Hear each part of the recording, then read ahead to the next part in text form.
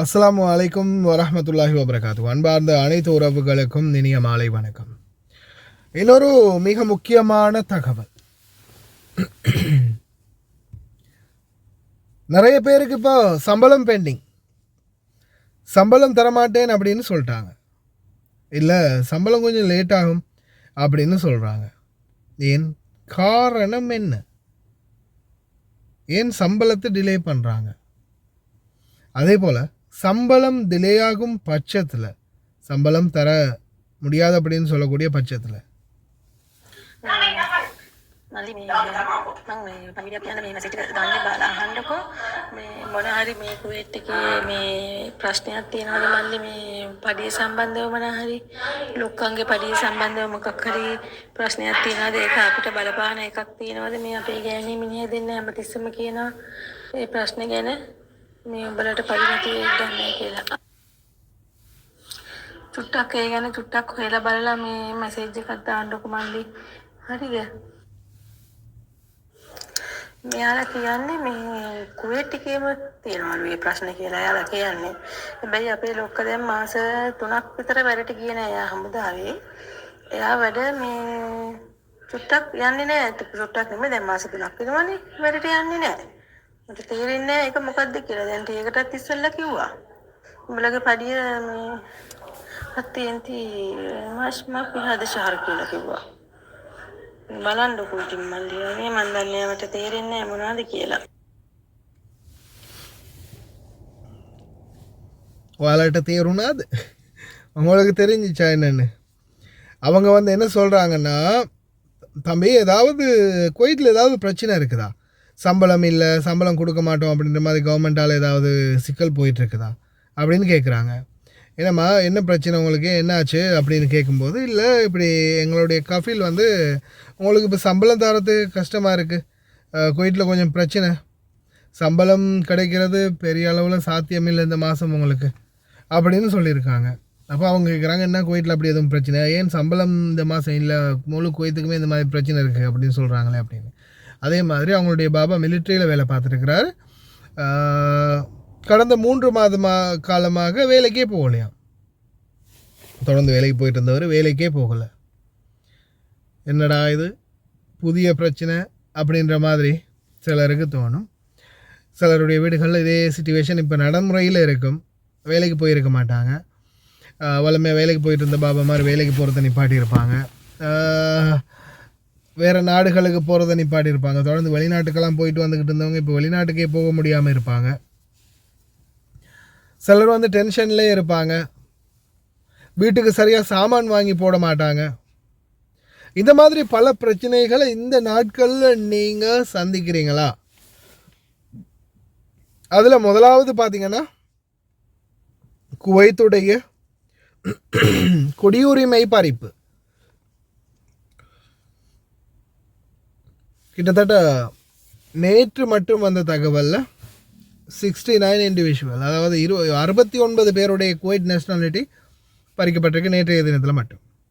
இப்போதைக்கு வரைக்கும் கிட்டத்தட்ட 1.5 லட்சத்துக்கும் மேலே குடியுரிமை பறிக்கப்பட்டிருக்குது.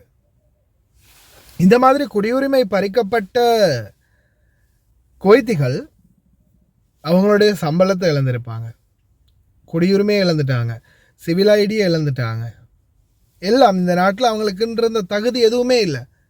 ஆஃப்டர் ஆல் அஜ்னபின்னு நம்மளுக்கு இருக்கிற பவர் கூட அவங்களுக்கு இல்லை, நம்மளுக்கு இருக்கக்கூடிய பவர் கூட அவங்களுக்கு இல்லை. அந்த மாதிரி நிலைமைக்கு இப்போ தள்ளப்பட்டுட்டாங்க. அது ஒன்று. அடுத்தது முக்கியமானது, ஒன்று குடியுரிமை பறிக்கப்பட்டது, இன்னொன்று பார்த்திங்கன்னா குவைத்தில் அந்த வங்கிகளில் லோன் வாங்கி காசு கட்டாமல் இருக்கக்கூடிய குவைத்திகள். யார் யாரெல்லாம் வங்கிகளில் காசு வாங்கி அந்த பணத்துக்கு லோனை வந்து கட்டாமல் இன்னமும் வந்து பேக் அடிச்சுக்கிட்டு இருந்தாங்களோ அத்தனை பேரையும் பிடிக்க சொல்லி பிடியாணை பிறப்பிச்சாங்க. சிலர் வந்து அதையும் தாண்டி ஒழிஞ்சிட்டாங்க. சில வீடுகளில் எனக்கு நம்மளோட கான்டாக்ட் வந்து என்ன சொல்கிறது, உள்துறை கான்டாக்ட் தானே. நம்மளுடைய மக்கள் எல்லோரும் வீடுகளில் இருக்கிற எல்லாருமே நம்மளோட கம்யூனிகேட்டில் இருக்கிறாங்க. அப்போ ஒவ்வொருத்தர் ஒரு மாதிரியான தகவல்களை சொல்லுவாங்க. தம்பி நீங்கள் சொன்னது உண்மை தான், நம்ம ஆளை வீட்டிலேயே காணலை, ஒரு மாதம் ஆகுது, ஆள் அட்ரஸே இல்லை, எங்கே போய் ஒழிஞ்சிட்டாருன்னே தெரியலை, ஆளே காணும், பாபா காணும், மாமா காணும் அப்படின்ற மாதிரி சில தகவல்கள் நம்மளுக்கும் வரும். Source coming. அப்போது இந்த மாதிரி நிறைய பேர் வந்து ஒழிஞ்சிட்டாங்க, தலைமறைவாயிட்டாங்க, சிலரை பிடிச்சிட்டே போயிட்டாங்க, கைது செஞ்சுட்டு போயிட்டாங்க.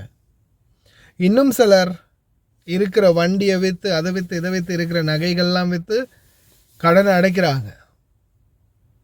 இந்த மாதிரி நிறைய பிரச்சனைகள் சில குவைத்தி குடிமக்களுக்கு. முன்னொரு காலம் கடன் வாங்கினியா, சரி கடன் கட்டுறாங்க இல்லையா, ஆனால் அந்த கட்டாத கடன்காரனுங்களெல்லாம் கேன்சல் பண்ணி போடுங்கப்பா, கவர்மெண்ட் கஜானாவிலேருந்து எடுத்து கட்டுங்க அந்த கடனையெல்லாம் அப்படின்ற ஒரு கவர்மெண்ட் இருந்துச்சு, ஒரு ஒரு ஒரு ஆட்சி இருந்துச்சு, ஒரு என்ன சொல்கிறது, ஒரு வாய்ப்பு இருந்துச்சு குவைத்திகளுக்கு. யார் வந்தாலும் கல்யாணம் முடிச்சிட்டியா, குவைத்தி பொம்பளையா கல்யாணம் முடிச்சிருக்க, குடியுரிமை கொடுங்கப்பா, நீயும் இனி குவைத்தி தான், போயிட்டு வா. அதே மாதிரி ஒரு குவைத்தி பெண்ணை வந்து ஒரு வெளிநாட்டவர் முடித்தாலும் சரி, ஒரு குவைத்தி ஆண்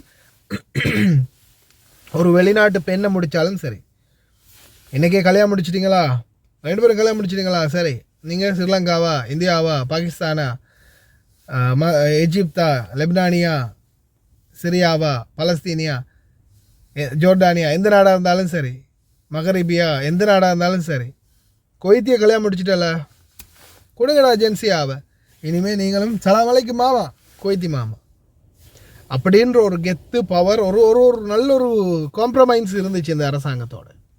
ஆனால் இப்போது 25 வயசு மூத்த பிள்ளைக்கு 25 வயசு, 2வது பிள்ளைக்கு 20 வயசு, ஒன்று டாக்டர், ஒன்று இன்ஜினியர் படித்து, ஒன்று டாக்டருக்கு இதாகிடுச்சு, இன்னொன்று இன்ஜினியருக்கு காலேஜுக்கு போயிருக்குது, கனடாவில் படிக்குது. 2 பிள்ளை. நம்மளுடைய லெபனானி மாமா வீட்டில் வேலை பார்க்குறாங்களா, வீட்டு பாபாவுடைய 2வது மனைவி. இவ்வளவு காலமாக, கொஞ்சம் காலமாக அவங்க தான் ராட்சியம் அப்படி இருந்தாங்க. சலாம் அலைக்கும்னாலே 5 தினார் கையில் சும்மா இழுத்து வீசுவாங்க, அந்த மாதிரி ஒரு நல்ல பவர்ஃபுல்லாக இருந்தாங்க. இப்போது அவங்களுக்கு கொடுத்த சம்பளம் நிப்பாட்டிட்டாங்க, குடியுரிமையே பறிச்சிட்டாங்க. இதுக்கு எத்தனை வருஷம்? அப்போ நீங்கள் பாருங்கள், மூத்த பிள்ளைக்கு 25 வயசு, கிட்டத்தட்ட 27-28 வருஷம் அவங்க இந்த பாபா கல்யாணம் முடிச்சு. அப்படியாப்பட்டவங்களுக்கு இப்போ குடியுரிமையை பறிக்கிறாங்க. அந்த மாதிரி பிரச்சனை போயிட்டுருக்குது.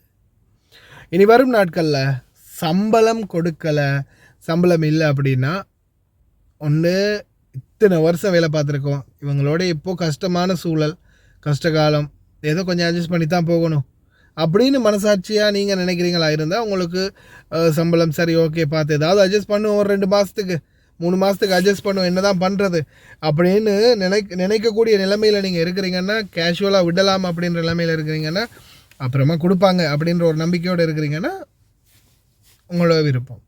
அப்படி இல்லை, சம்பளம் தராங்கல்ல, அவங்களுக்கு பிரச்சனை இருக்குது அப்படின்றது கன்ஃபார்ம் ஆகிடுச்சுன்னா, நீங்கள் டைரெக்டாக எம்பசிக்கு இன்ஃபார்ம் பண்ணி அமால் மன்சிலியாவில் போயிட்டு கேஸை போடலாம். இந்த சந்தர்ப்பத்தில் உங்களுக்கு உடனே ரிலீஸ் எடுக்க முடியும், தனாசர் எடுக்க முடியும். எனக்கு நாட்டுக்கு போக முடியாது, எனக்கு இங்கே நிறைய பிரச்சனை இருக்குது, நான் இங்கே வேலை பார்க்கணும், இவங்களுக்கு சம்பளம் கொடுக்க முடியாது, ரிலீஸை தாங்க, நான் வேறு எங்கேயாவது போய் வேலை பார்த்துக்கிறேன். அப்படி அந்த மாதிரி இந்த சந்தர்ப்பத்தை பயன்படுத்தி நீங்கள் ரிலீஸ் எடுத்து கொள்ளலாம். இந்த சந்தர்ப்பத்தை பயன்படுத்தி கஃபீலுக்கு எதிராக கேஸ் போடலாம். இல்லையா, இந்த சந்தர்ப்பம் அவங்களுடைய கஷ்டகாலம், எத்தனையோ தடவை நம்மளுக்கு உதவி இருக்காங்க. இப்போ என்னை பொறுத்த வரையில் நான் இந்த வீட்டுக்கு கடன்காரனாக இருக்கிறேன், எனக்கு நான் கடன் கொடுக்கணும் அவங்களுக்கு. அப்படி இருக்கிறதால எங்களுடைய வீட்டில் இந்த மாதிரி ஒரு பிரச்சனைன்னு வரும்போது நான் எப்படியுமே என்னையாவது செஞ்சு அட்ஜஸ்ட் பண்ண தான் வேணும். 3-4 மாதம் சரி அவங்க இல்லைன்னு சொன்னால் சமாளித்து போக தான் வேணும். அது என்னுடைய அந்த நிலைமை. எனக்கு தெரியும் இந்த வீட்டில் நான் எப்படி வாழ்ந்தேன், எப்படி இருந்தேன், எனக்கு எப்படியெல்லாம் உதவி செஞ்சாங்க அப்படின்றது தெரியும். அதால் நான் அந்த முடிவை எடுப்பேன். அதே மாதிரி எடுக்கக்கூடியவங்க தாராளமாக எடுக்கலாம். இல்லை, ஒரு ஒரு சோப்பு கூட இது வரைக்கும் வாங்கி தந்ததில்லை இவனுங்களுக்கு எதுக்கு நாம் விடணும் அப்படின்ற நிலைமையில் இருக்கக்கூடிய வீடுங்களாக தான் நீங்கள் டைரெக்டாக ஆக்ஷன் எடுக்கலாம். எல்லாம் உங்கள் விருப்பம், தயாராக இருங்க. நிறைய வீடுகளில் இந்த பிரச்சனை உருவாகிட்டு இருக்குது.